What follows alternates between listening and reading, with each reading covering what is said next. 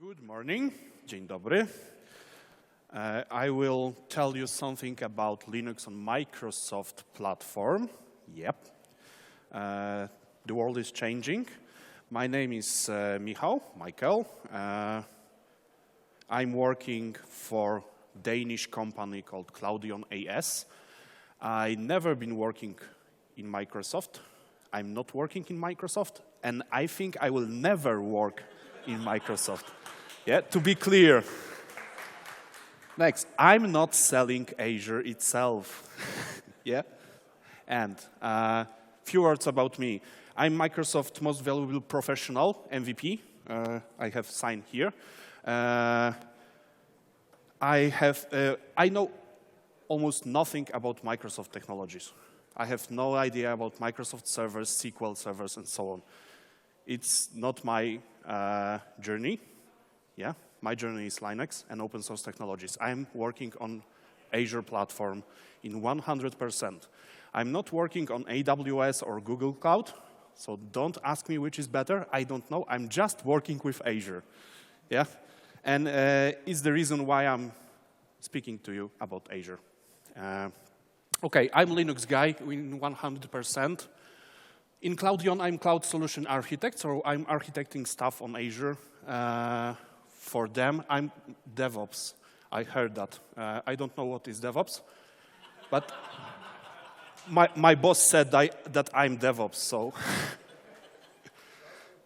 yeah, he's paying me, so I'm DevOps. Sometimes I'm a developer, but I just creating some code in Python. So telling that I'm developer is a little bit probably harmful for you. Yeah, so an eternal student, of course. Here you have two links. You can check my blog in English if you want. I will try to share my presentation with you after. So, do you know Microsoft Azure platform at all? Heard about it or not you? Okay. So, in simple words, it's a growing collection of integrated cloud services that developers and IT professionals use to build, deploy, and manage applications through global network of data centers. Of course, it's sentence from Microsoft side. Yeah, but it's quite good. Don't focus on the cloud because, of course, at last 10 years, the cloud sentence is overestimated. It's just a platform to run your stuff. Yeah, just like this. It's really simple. If you need to use it, use it. If you want to use it, use it. If you don't want, don't use it. Simple. Yeah, for me it's just a job. Okay, but it's really big. Yeah, and for me there is only 3 public clouds all over the world: Azure, AWS, and Google Cloud. Nothing less, nothing more, because of scale. Yeah, the blue dots are upcoming regions. The green dots, I think it's green for you, are the working regions right now in Azure. They are building average 52 data centers per year for Azure. So it's average 1 per week. Yeah, if you have a lot of money. You can build data centers, so it's good, but yeah. That's a bit wrong. Something is wrong here. We've been discussing this slide before the presentation, and it's true, but not in a way in which most of Linux guys can handle it. Because for most Linux guys, and for me, for many years, Linux was like a religion. Yeah, not only technical stuff, but also religion. For Microsoft, in my opinion, it's of course business. So they love it because it's money and it's clear and it's cool. In fact, because they are pushing a lot of money and their time, their engineers' time to Linux, and it's good for us. Good for me. Okay, maybe not for you because you are not using Azure yet, but for me it's really good. And almost 40% of all VMs in Azure runs Linux. So it's not only speaking about loving Linux, it is almost a half of workload in their public cloud running Linux. So they need to love Linux. Yeah? It's like with your child, you need to love it. Yeah? Doesn't matter how bad he or she is. Okay, but technically. Probably it's all about Azure as a platform and marketing stuff, so we can start speaking about technically. Okay, we will speak only about virtual machines today. There is a lot of other stuff in Azure. We can speak about this for, I don't know, 2 weeks probably, 8 hours per day. But we will speak about Linux machines. I cannot point anything on this screen. But the most important thing is the hypervisor. Somewhere beneath Azure and marketing and PR and so on, developers are on top. There is physical server, millions of them, and hypervisor. Anyone can guess which hypervisor? Sun. Not this cloud. Sorry. Then we have storage. If you want to run virtual machine, you need to storage for operating system and your stuff. It's clear. And in public cloud, you should not install your own operating system each time you are starting virtual machine, so we need some gallery with ready for production images of virtual machines. It's probably the same for all 3 public cloud platforms all over the world. I don't know, I'm using just one. Of course, the internet is you, the enterprise is your clients, and you are just communicating with some virtual machines in Azure. Okay. Anyone said Hyper-V? I thought that. You know, Hyper-V is not really young product. It's working. Yeah, it is used in enterprises. So it's quite good. And, it's a Microsoft product. Yeah. So, you know, almost none of hypervisors is really free because someone need to operate it. Yeah, so almost free. It's also almost free. You just need to pay for it. So this is almost. If you want to use Hyper-V, in fact, you can use it for free. There is free version of Hyper-V, so I think this is not a problem. But Microsoft started to create their own public cloud platform, so they used Hyper-V. Okay. There was a little problem with Hyper-V at the beginning of this journey because Linux won't work on Hyper-V somewhere in the past. Don't read this. It's just the background. Yeah. At the top, we see the Linux integration services. It's LIS. You can find it over the internet.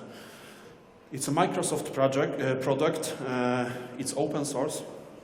It's a set of drivers that enable synthetic device support for Linux on Hyper-V.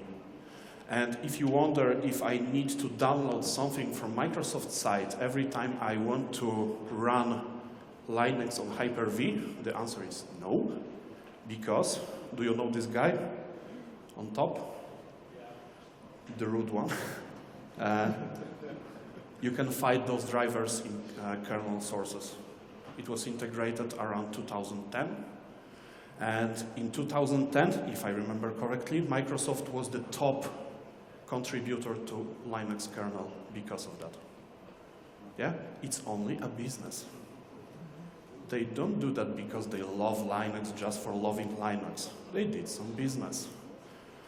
Probably for running Linux in Azure, because 2 years later there was infrastructure as a service announced in Azure and Linux support in infrastructure as a service.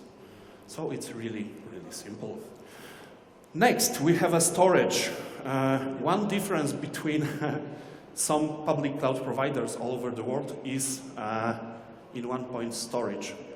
Because using Azure and Hyper-V, you are using VHD format for your images. and it's open, it's documented. Try to do it with AWS. It is not. Yeah. So you can love or hate VHD, but it is open. You can do it what you want with those images, push it to other cloud, to your on-premise, and delete it. Yeah. And I'm hiding something. Yeah.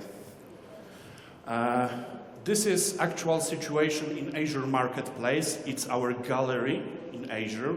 When you can enter, take image of your choice and run it in Azure. And it doesn't matter if it is paid Linux distribution or totally open and free. Yeah, of course it can be open and paid. You know that, yeah? Open doesn't mean always for free. Yeah, it's good. So if you want to use Red Hat or SUSE Enterprise Linux, there is no problem with using it in Azure. You can bring your own license or use it pay as you go in Azure. So if you will use Red Hat for 1 hour, you will just pay for 1 hour. It's great for development and testing because you don't need to pay something expensive just for 1 hour. Of course, Ubuntu sent us Debian for a few months, I think, right now, and it is supported in Azure. It has commercial support in Azure. Yeah, it's very hard to buy Debian somewhere else all over the world with commercial support. Of course, there is no problem with Ubuntu because Canonical is supporting it. With CentOS and Red Hat, you know what is the situation? Yeah, right now CentOS is under the umbrella. SUSE, of course, is supported. CoreOS for your containers, workloads, Oracle Linux here, there is something like this. And yes, I know that FreeBSD is not a Linux. Yeah, I know. And it is commercially supported on Azure by FreeBSD team. So it is not only a community today, but also a company. World is changing, guys. Okay. If you will run your virtual machine in Azure, and it doesn't matter if you will get it from Marketplace or create your own virtual machine on-premise, on Hyper-V, and send it to Azure, it will work. It will boot up and work. The issue, or maybe not an issue, the case is to communicate your machine with the hypervisor, and in Azure we call it Azure Fabric because it's all the background of the cloud. Then your Linux machine needs to be aware about addressing, routing, image provisioning, user provisioning, and so on and so on. So there is something like WA Linux agent. Anyone know why WA? Not you. It's a Microsoft guy. He's cheating. In the past, for some time, Microsoft Azure was named Windows Azure. And no Linux guy wanted to use something with Windows in name, so they renamed it. It was expensive, I think, but it works. Look at the stock for Microsoft after the renaming. It was a really big increment. So the agent is written in Python, and it is open source on GitHub. Not only Linux agent is open source on GitHub, all the tools or SDKs or programs you will use with Azure, on VMs for Azure, with Azure, are on GitHub and are community-driven development. It's not like with some other big company, which is just publishing the code as an open source somewhere. All the development is on GitHub. And if you are well-skilled Linux guy, you like to program something from time to time, you can go to GitHub, try to push your changes to those tools, and you can be ready to start your incredible journey with new jobs sometime, because there is a big need of professionals from the open source side of world working with Microsoft platform. You're probably supposing that there is not so many open source guys inside Microsoft. It's true, but not truth. Because there is thousands open source guys, but Microsoft is hiring, I don't know, 120,000 people, something like this. So it's a lot and not a lot. Okay, bad. Agent manages Linux and FreeBSD provisioning and VM interaction, blah, blah, blah, blah, blah. Okay, it was from GitHub page, probably. Okay, creation of user account. If you are creating VM in Azure, you are provisioning user. You are not pushing ready virtual machine to Azure, and you don't need to have a hard-coded credential, passwords, and so on. You are provisioning it. Okay, of course, using SSH public keys, setting hostname. It's really important, trust me. And configuring a swap space is also very important. Networking.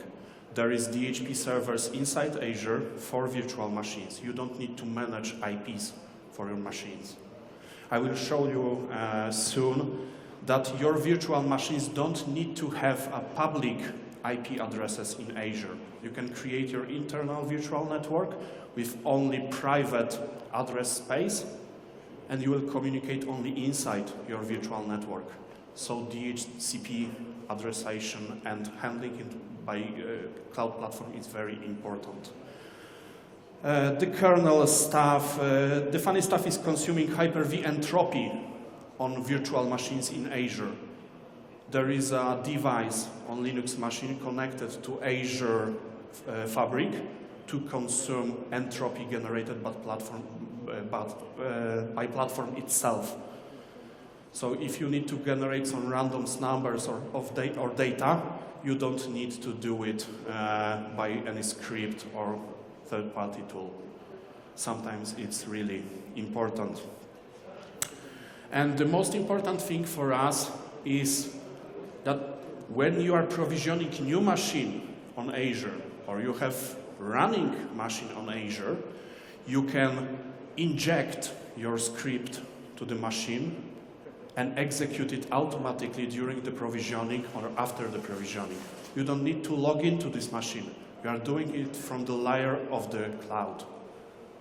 Yeah, and you can manage these extensions, and I will, of course, show it to you. We have few options to provision machines in Azure. It's Azure Portal. If you will start to work with Azure, start with Portal, because seeing some stuff is much better than starting with CLI tools. Trust me. I'm using CLI tools on production. Yeah, I'm a Linux guy. I love CLI tools, but you need to start with Portal. It's colorful. There are images there, so you will remember the services and the way it works. In CLI, it's really hard, trust me. PowerShell, yeah. For a few years, I was telling that I don't know PowerShell because there is no PowerShell for Mac and Linux, and I have no Windows machines in my home. I have Windows, but not Windows machines. But right now there is PowerShell for Mac and Linux. So, but I don't know PowerShell yet. Azure X Platform CLI, it is written in Node.js. It's really cool. It works on Linux and Mac, but it's not Unix-like tool. It is outputting information in form that you will not reuse with grep or something like this. Okay, but there is CLI version 2.0. It's written in Python, and it's Unix-like. Yeah, you can grab ask what you want with this. Of course, both you are installing Node.js from NPM, and Azure CLI 2.0 you are installing with pip. Yeah, so it's in Python package index. And the REST API, if you are hardcore, you can of course do everything with tool or something you will choose. Demo.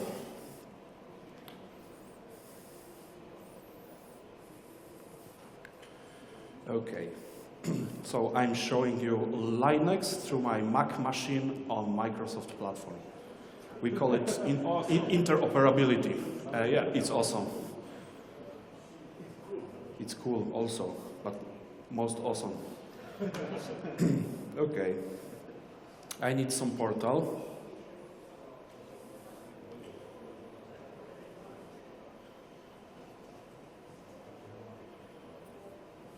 Yeah.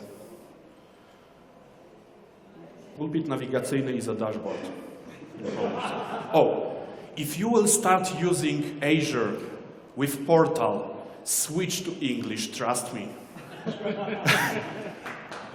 And don't try to eat anything or drink anything at the very first time you will log into Azure, because it will be in Ukrainian or Russian, and trust me, you will die. What about Polish? The same. It's machine translation. It's okay, but if you are using dictionary. So, not this. I have hardcore resolution here, so trust me, it's not so easy. Okay, I'm starting with compute. I will create Ubuntu server 1604. You can love it or hate it, doesn't matter. Or both. I love it and hate it. Okay, it will be root conference 1. You can run it on SSD or HDD disks. SSD are more expensive, of course, so I will choose HDD. Username. You cannot use any root or admin or something like this. There is very annoying password checker. If it is strong or not, you will hate it, trust me. Resource group. It's a logical bucket for resources of one type or one client or one project. Then you can delete all your resources from the one project. It's only logical stuff. Root conference 1. Okay. West Europe. Oh, it's a funny thing. You know, West Europe is Amsterdam, and North Europe is Dublin. No, but Dublin is more west than Amsterdam. You know, it's one cool thing. I will show you here. Wait, one second back. Because not here. I told you that the blue dots are the upcoming data centers, and we have Korea here, Korea South and Central. No North Europe, North Korea because of politics. Yeah, South and Central. So it's really funny in Microsoft. Okay. Something about prices. It's much more expensive than your VPS provider you are using today. And it's clear. There is few reasons why. I will not tell you why, because it's a marketing stuff. If you want to know why it is much more expensive, just read about this on Azure.com. Yeah, it's much more expensive. It's simple.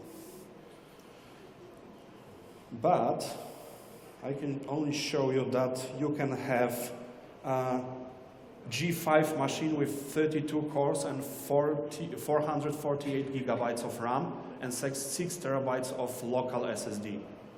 Try to do it on your own infrastructure. So, but it costs 6,000 euros per month. Cool stuff. Okay. I will get some cheap one, A1. And here we are creating, oh, it's better for you right now. We are creating virtual network, and remember all of those as a parameters of virtual machine. We will back to this later. Parameters. So the first parameter is virtual network. I'm always creating virtual network for virtual machine in Azure or creating new virtual machine to existing virtual network. Always. Virtual machine is always in virtual network. Yeah. Subnet, you can create as much subnets as you want and as you can. Of course, it's API addressation limitation, so no problem. Public IP address, you can assign none, so virtual machine will be not reachable from the internet. Or you can create a public IP address which will be dynamic or static. Dynamic means that if you will shut down your machine, not restart, shut down, and start, the address probably will change. IP address, not the DNS address. Yeah? But static addresses are more expensive. Okay, next. Network security group is a firewall. We are determining which ports for which machine is open after the provisioning of this machine. Really simple. And extensions.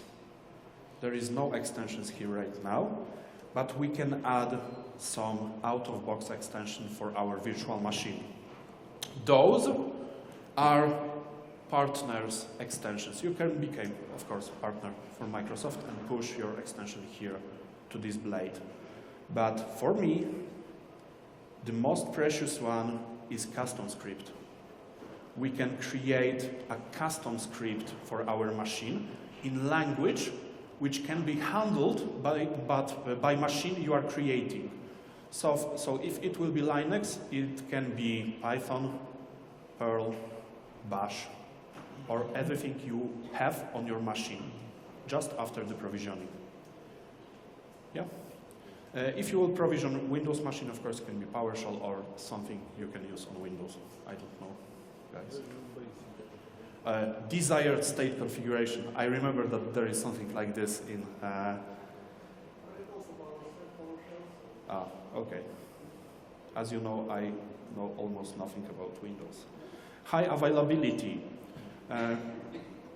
We can connect more than one virtual machine logically in Azure, and when they are connected in availability set, you have 100% sure that this machine will be on this rack case, and the other machine will be in other place in data center with no single point of failure, without the same power, internet connection, and cooling.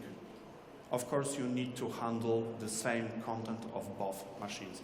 It's not about Azure, you need to do it by yourself.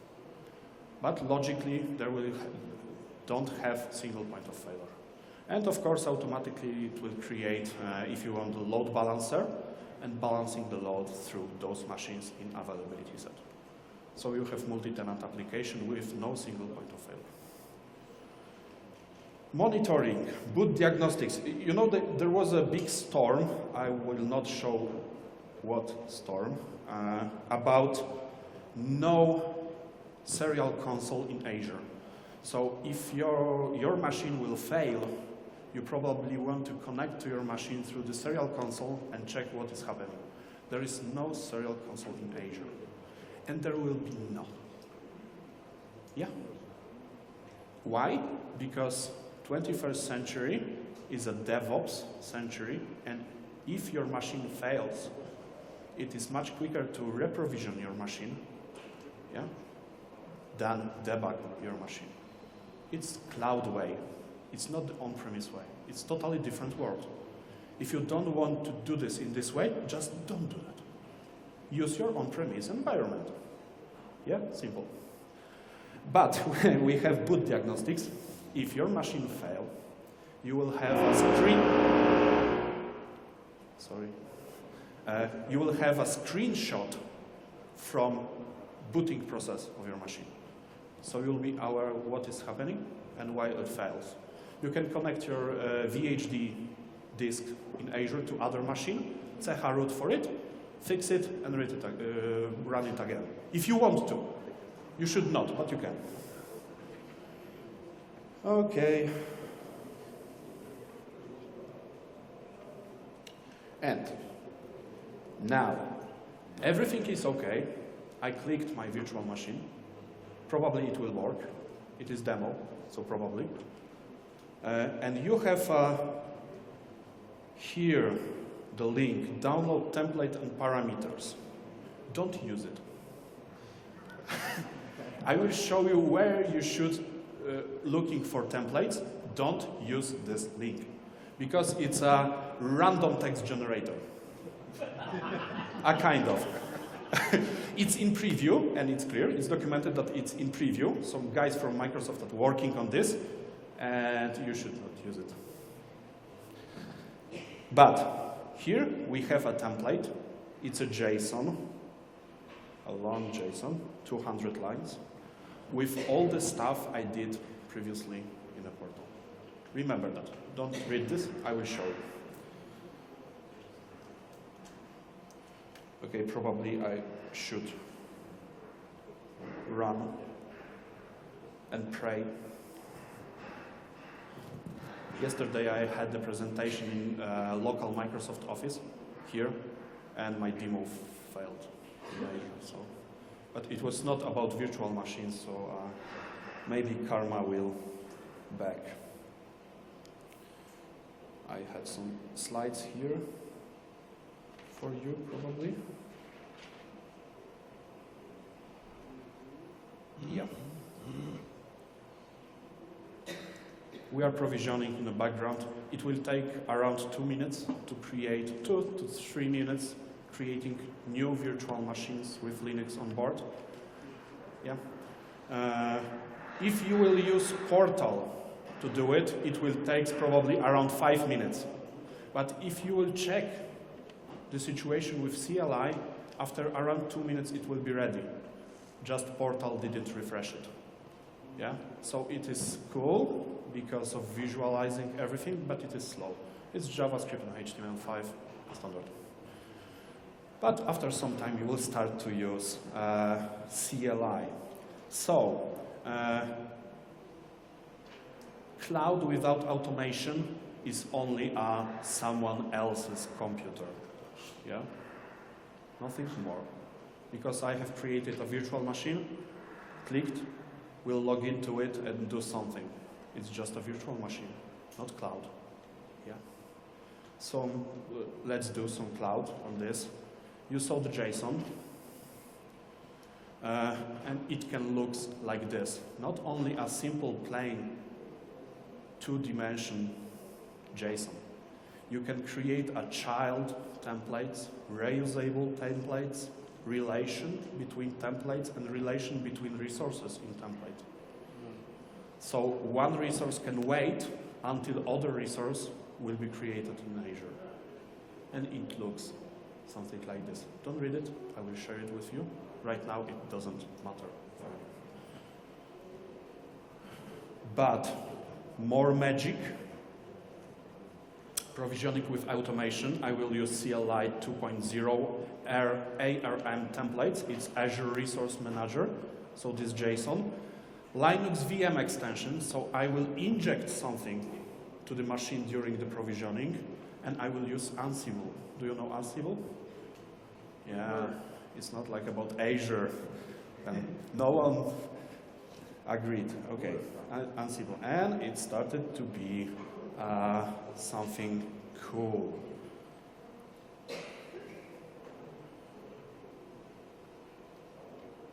So, no portal. Let's start with template. The working one, I have tested it half an hour ago, so I believe it still works. We have at the beginning a parameters. Yeah, you saw the parameters in Portal. So parameters are the variables you can change during the deployment process. We can load this template to Azure Portal and click it like I clicked it previously. And those parameters you see here will be the fields in a Blades in portal. So those are parameters. We have parameters like admin password, admin username, DNS label prefix for machine. So we will create machine with DNS name ready to reach over the internet. I have file URIs. I will download some files, I will show you right now, to use it as a scripts. Network security group is a firewall you saw in portal. And the custom script I will execute for you will be taken from Azure storage account. It's a blob object storage in Azure, and it is secured with name of the storage account and a secret key, so it is not public. You can have your own repository of the scripts, and you can use them during the provisioning. And some batch of variables, so I haven't used them as a parameters. I hard-coded them in template, so I'm not giving a choice to my colleagues. Yeah, it's hard-coded. I will create a Ubuntu VM 16.04 LTS. It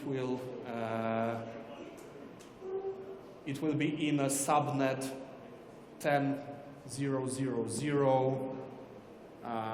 It will have dynamic public address. It will use standard storage account, and my machine will be in size F1.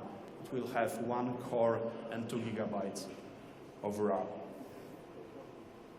So, then we have resources in template. The first resource is a storage account, then public IP address, then I'm creating network security group.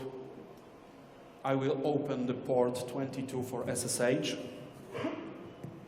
I will open the port 80 for web server.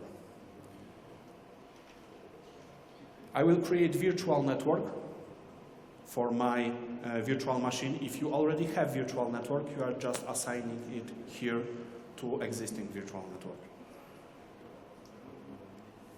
I'm creating network interfaces for my machine. I can have more than one network interface in one machine. It depends on size of machine, but I can have more than one network interface. And in fact, I can connect one network interface to one subnet and other network interface to other subnet. Yeah, so if you are using web application firewalls, it is cool in Azure because you can connect other subnets. And now I'm provisioning a virtual machine. As you see, we have operating system profile where I'm using a computer name, so the instance name, admin username, and admin password. Those are my parameters, but as you see in parameters, I have no password and username here. Yeah. And here, there is also no username and password, so where it is? I will show you right now. I will create additional virtual hard drive for my machine in size of 1023 gigabytes just for data for my application. And after that is the most important thing. I'm creating an extension to my virtual machine. And I will download some files from my storage account using some secrets to use this storage account and execute some command, yeah, on this machine. But what command? Yeah, there is nothing here. I will show you. And after the deployment of this machine, I want to have some information about this machine from my tool, CLI, locally on my computer. Those information are host name, DNS name for this machine, when I will be able to connect with this machine, and a ready command for SSH login, like username at DNS name, of course, port 22, etc. So, where is the stuff?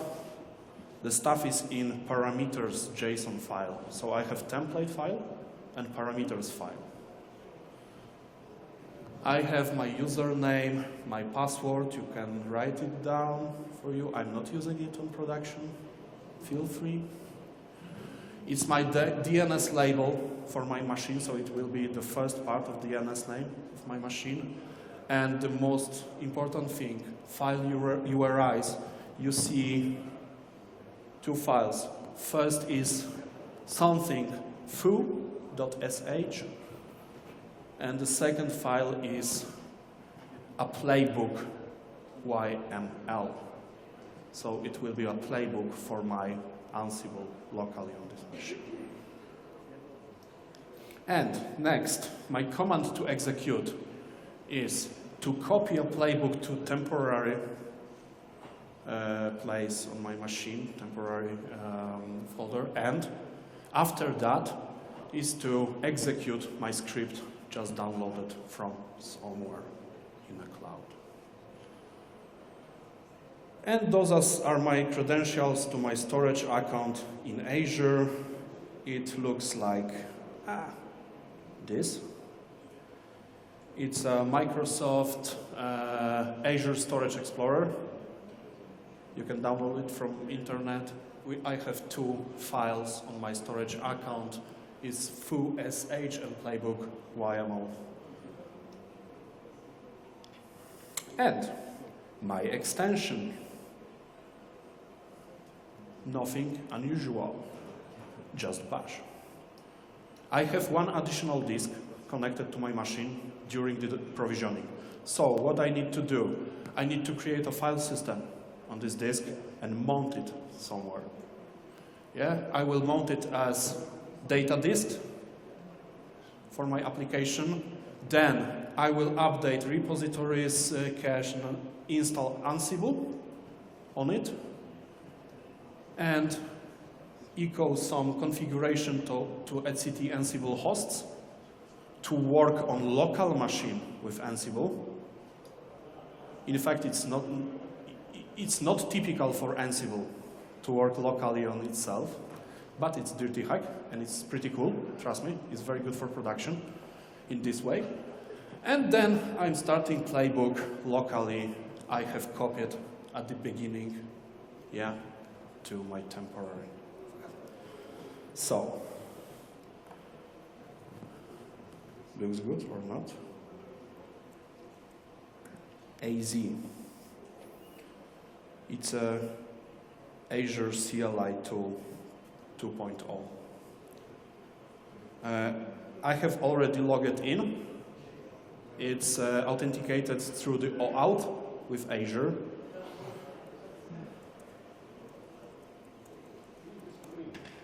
What? Clear. Oh, okay, you're right.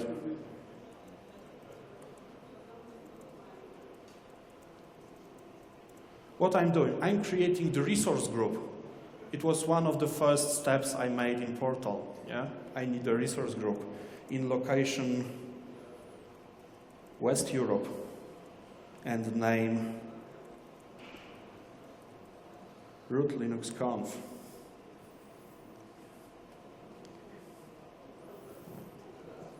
Succeeded, it's JSON output, but if I create a second and change the output, you see I can output it as a table. There is also CSV and so on and so on, so we can do much more fun stuff with it. Okay, so AZ.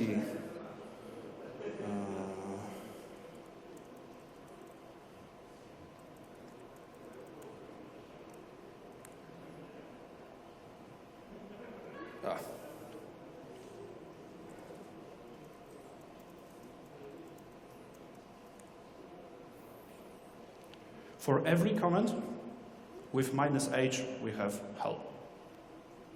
Yeah, in Linux way, not Microsoft way.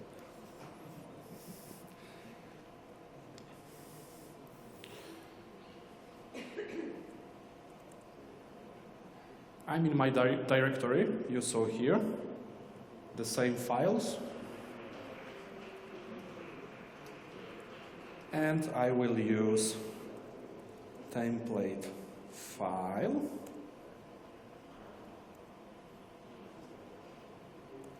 Azure deploy JSON. Yeah, my template. And parameters. Add. It says that it is a file. I can use strings for parameters. I don't need JSON at all.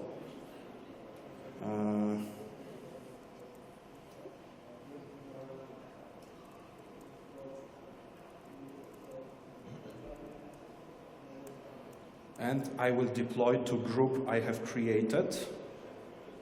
And it calls, I have good memory, but it's really short. Root Linux conf, yeah. It's obvious.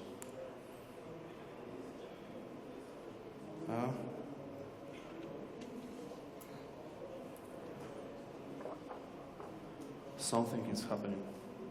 No output during the deployment, and it's cool. Output is only on error. Yeah. Try to use the first version of CLI. It's pushing a lot of useless information during the deployment, and it doesn't matter. I just want to know if it succeeded or not. Yeah. Don't talk to me when I'm drinking my coffee. Yeah. But our first machine is up and running, but we don't need it. Root Linux conf.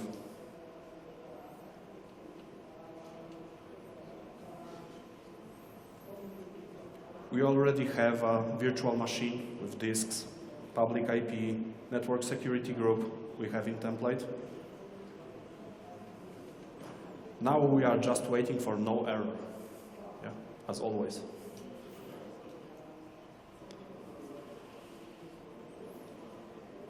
So maybe some questions, because we will wait for 2-3 minutes. Oh, perfect, 10 minutes to go. I'm almost in time. Okay, some questions? Yeah? So Mike, maybe? Oh. Hi. My name is Michael. Cool man. One question to you. You mentioned that you can build VM with only private IPs. And Microsoft Azure does not provide serial console to this VM. How you can connect to this VM if it has only private IP? It's really simple, a VPN. You can provision a VPN as a service in Azure, but it's Microsoft VPN, if you like it. I'm not. Or you can provision one virtual machine in your virtual network and do a, let's say, junk box. So you'll create VPN on this machine and you will have access to other machines in closed virtual network. Okay, in case if something is wrong with your server and you can reach it via SSH, via something, yep. How can you troubleshoot? You should contact support or? Yes and no. Two approaches, as I said. Yeah. The first one is to turn off the machine, connect their hard drive to other virtual machine, chroot to it and check, but you should not do this. If you have your service created in cloud way, you will have template I showed you, and you will just deprovision your machine. No debugging. What for? It's not a cloud way. Yeah? Just create a new instance of your service. It will take 2 minutes. Debugging, 2 days, maybe. It's normal. Yeah? You don't know what is happening. Of course, it can be a 20 seconds failure. Yeah? One command and everything is okay, maybe. But it can be debugging for 2 days. Deprovisioning 2 minutes, always. So the question is, what for you want to pay for time of guys debugging something? It's not your business. Debugging is not generating money for your company. Yeah? Or deprovision because it's the stuff of your client or something. Yeah? It's just a cloud way. Okay, thank you. You need to change your thinking your mind and so on, I had to change. I have changed. Okay, thank you. Yep. Hello. First of all, thank you for very, very interesting presentation. I just have two questions. So first one, at the very beginning you mentioned that you can get the Red Hat, for example, for 1 hour. Yeah. And after that, during you were using the portal, you were provisioning the virtual server, the prices were all per month. So per month or per hour or per boss? It's estimated price in portal. The month is 744 hours, and the prices estimated price in Azure is for 744 hours. But always you are paying for every minute.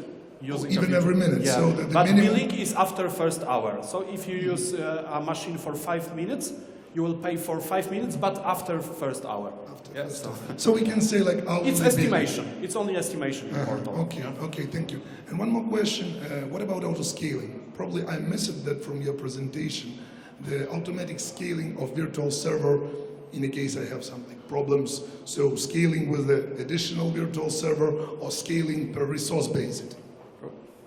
Okay, so if we are speaking about scaling, you can scale up, adding more resources to your machine, but there is no automatic scale up in Azure. You can script it with no problems, of course. But after every scale up, there will be restart of the machine. Yeah? Always. So there is no way like to do it like on the fly? No. Technically it is, but it will be not possible in Azure. Never. We can speak after I will tell you why. We just don't need such amount of time to speak about this. And if you want to scale out for more instances, it is possible to do it automatically. You are creating so-called virtual machine scale set. You have the same machine multiple times, and you are writing the solution when to scale out, how, for how long, and so on and so on. Totally automatically. I'm showing just single VM. Okay, Yeah. thank you. No problem. And I have several questions. First of all, it's about the CLI. Is there fully supported for all services, or it is in development? And also, second question, it's about the JSON. And the question the same: are the JSON has a full list of options for all services? And also, I'm interested in the load balancing and auto-scaling because this is the main and the major thing in the cloud. Thank you. yeah, so if you are speaking about CLI tools, there is almost 100% coverage of services in CLI. I will not say 100 because I'm not sure. Always everything is first in PowerShell, but it does not mean that we need to wait half a year to coverage in CLI, but maybe, I don't know, 1-2 weeks, something like this, because of development flow. Yeah, it's really simple. I think 99.999 maybe coverage of all services in Azure and all options in Azure. In fact, all Azure services and stuff you can use, doesn't matter it's with Portal or CLI, is a RESTful API. So it's just a REST API. So only thing we need to reach as a community to create some scripts inside the CLI to reach those endpoints in Azure. And speaking about JSON, there is a lot of schemas for this stuff. Look at a template. In each resource, you have an API version. You can find it on GitHub, of course, and it is changing in time. So this JSON is changing sometimes, but in fact, it's backward compatible in 95%, let's say. Yeah? I have one more question. Yes, of course, about the monitoring. What about monitoring and how it's detailed, or and I'm also interested in some triggers or notification about. Yeah, of course. There is also automation service in Azure and cron job as a service, let's say, in Azure. If you will connect those points together with an Azure API, there is also something like logic apps in Azure, and you can create a flows of provisioning something with connection with external services and so on. You can create an autonomous monster inside of Azure, creating everything by him own. Yeah? So you don't need to create any scripts to automate, to provision, and so on. If you will create your application, which will be aware of itself's infrastructure, it is possible to create application when she will decide to create new instance of itself. Yeah? It's a perfect place then for cloud deployment. If you will do it, you will be rich, trust me. It's new kind of art, in fact. Doing cloud jobs in a cloud way. Okay, as you see, our machine is ready. Somewhere out here, because of my output section, yeah, you see the outputs. I have declared in my template, I have my command to connect and my address of my machine. And now we can check if it really exists. Yeah? Yeah, I see, 1 minute. Yeah, so, gosh, demo works. Incredible. Okay, I didn't show you my playbook because it's really complicated. It's called Dirty Hack because you have playbooks ready over the internet. And only thing you need to do is to inject it to Azure Virtual Machine. And you can drink your coffee for all day, and stuff will be doing automatically. Of course, this is single virtual machine you can create a template for thousands of virtual machines connecting each other with backends, frontends, and so on. You will run it and go home. Yeah? It's your job. Not to log into machine and configure something, to create templates. And if I remember correctly, it calls DevOps. Yeah, probably. I have 17 seconds, 16. I can show you something. Look, it's totally the same thing. It's a Python code. Presentation mode, please. No. Enter presentation mode.